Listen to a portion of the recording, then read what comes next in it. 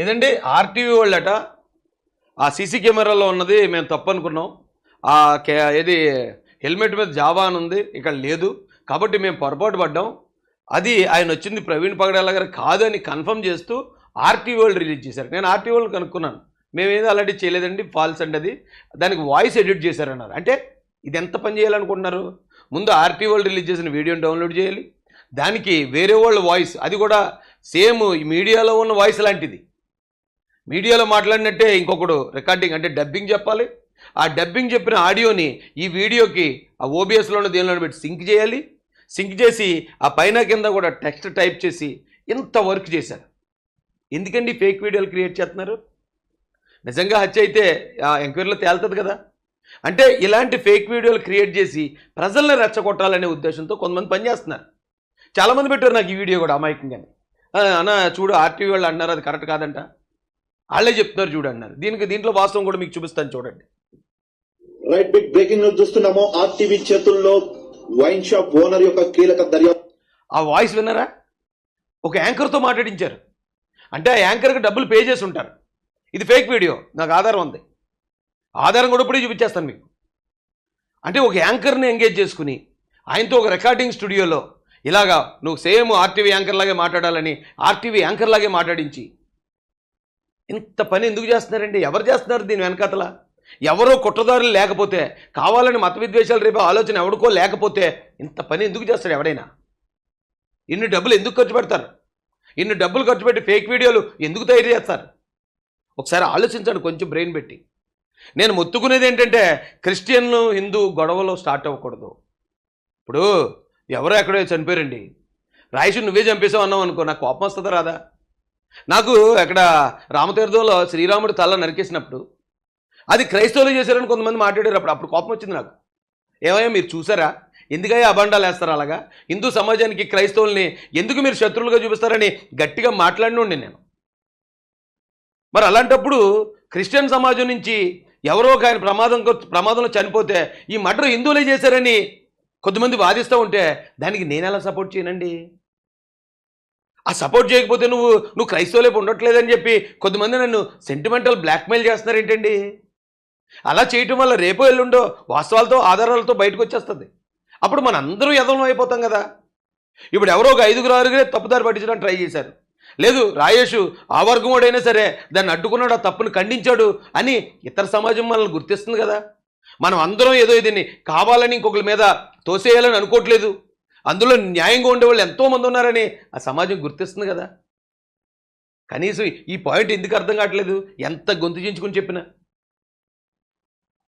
చూడండి ఇది ఎంత మార్ఫింగ్ చేస్తుంది మనం తెలుసుకుంటున్నాము. ఇక్కడ చూసినట్లయితే ఆర్టీవీ చెప్పినట్లుగా ఇది పొరపడడం జరిగింది. ప్రవీణ్ అని అనుకున్నాం కానీ ప్రవీణ్ కాదు అని చెప్పి తెలుస్తుంది. ఎందుకంటే జావా అని చెప్పేసి ఆ యొక్క డెడ్ బాడీ ఉన్న ప్లేస్ లో ప్రవీణ్ గారి యొక్క ఆర్టీవీ ఆయన ప్రవీణ్ అని ఎక్కడ కన్ఫర్మ్ చేయలేదు. ఒక సీసీ ఫుటేజ్ వచ్చింది, దాని వెనక ఉన్న వాళ్ళు ప్రవీణ్ గారు కాదా అని ఏదో జరుగుతుంది, వాళ్ళు ఎలాగంటున్నారు వీళ్ళు ఎలాగంటున్నారని చెప్పింది తప్ప ఆర్టీవీ పలానా ఆయన ప్రవీణ్ వచ్చాడు అని ఎక్కడ కన్ఫర్మ్ చేయలేదు. కన్ఫర్మ్ చేయనప్పుడు ఆర్టీవీ వాళ్ళు ఎందుకు క్షమాపణ చెప్తారు? మేము ఆయన ప్రవీణ్ అనుకున్నాం, ప్రవీణ్ కాదని తెలిసింది, మేము క్షమాపణ చెప్తున్నాం ఎందుకంటారు? అంటే అక్కడ ఇంటెన్షనల్గా ఇలాంటి వీడియోలు ఏవైతే బయటకు వచ్చాయో అవన్నీ కూడా ఫేక్ చేసి పంపించారు. ఆ టీవీ వాళ్ళు వచ్చి క్షమాపణ చెప్పేస్తున్నారంటే ఓకే ఏదో మార్ఫింగ్ జరిగిపోయింది కాబట్టి ఖచ్చితంగా హత్యని దారి మళ్ళిస్తున్నారు, అందుకే ఆర్టీవీ వాళ్ళు కూడా సారీ చెప్పారు అని అమాయకమైన ప్రజలు నమ్మేస్తారు కదండి.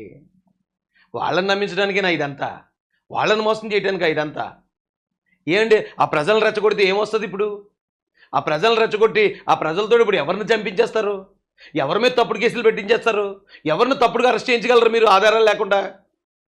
ఓ లారీలో నుంచి దిగి ఎవరిని కొడుతున్నాడు, దానికి this is preplanned murder Praveen Pagadala గారు ఆర్ఐపి అని ఈ వీడియోని విపరీతంగా హల్చల్ చేశారు. ప్రతి వాట్సాప్ గ్రూపులోకి వచ్చేసింది.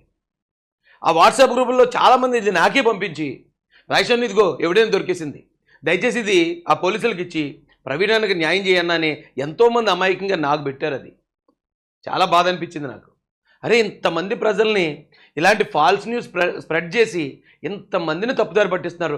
ఎవరు ఎదవలో ఎక్కడోళ్ళు వెళ్ళారు, ఎలా చేస్తున్నారు? ఇది ఒక మెసేజ్ టైప్ చేసి ఒక వాట్సాప్ గ్రూప్లో పెట్టేస్తారు. అటు పెట్టినోడు ఎవడో తెలియదు.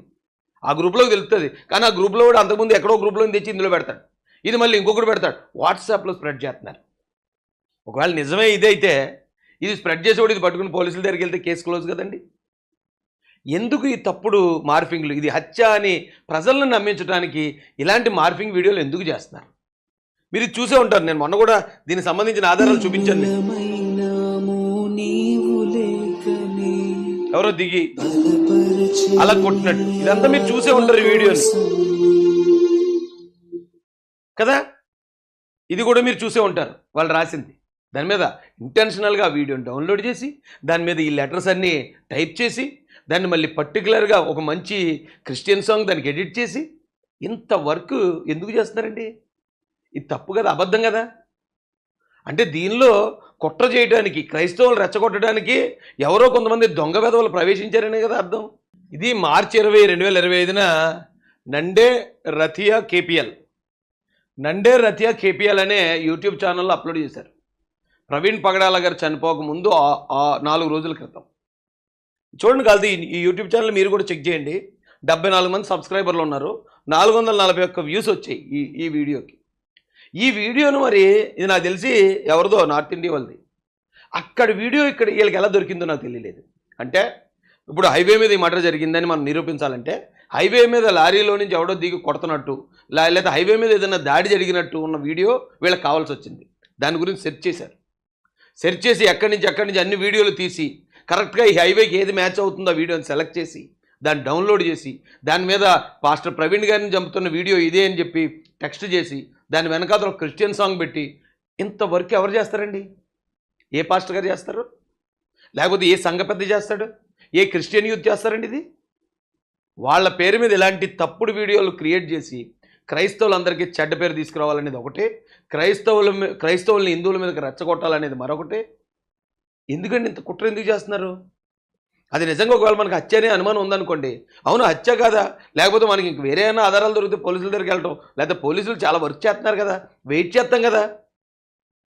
తప్పుడు వీడియోలు క్రియేట్ చేస్తున్నారు ఏమంటే. అది కాకుండా ఇంకోటి చూడండి, ఇప్పుడు ఇది హల్చల్ అవుతుంది బాగా. ఇది మార్చి 20, 2025న నండే రథియా కేపీఎల్ అనే యూట్యూబ్ ఛానల్లో అప్లోడ్ చేశారు. ప్రవీణ్ పగడాల గారు చనిపోక ముందు 4 రోజుల క్రితం. చూడండి కాదు, ఈ యూట్యూబ్ ఛానల్ మీరు కూడా చెక్ చేయండి. 74 మంది సబ్స్క్రైబర్లు ఉన్నారు, 441 వ్యూస్ వచ్చాయి ఈ వీడియోకి. ఈ వీడియోను మరి ఇది నాకు తెలిసి ఎవరిదో నార్త్ ఇండియా వాళ్ళది. అక్కడ వీడియో ఇక్కడ వీళ్ళకి ఎలా దొరికిందో నాకు తెలియలేదు. అంటే ఇప్పుడు హైవే మీద ఈ మర్డర్ జరిగిందని మనం నిరూపించాలంటే హైవే మీద లారీలో నుంచి ఎవడో దిగి కొడుతున్నట్టు లేదా హైవే మీద ఏదైనా దాడి జరిగినట్టు ఉన్న వీడియో వీళ్ళకి కావాల్సి వచ్చింది. దాని గురించి సెర్చ్ చేశారు.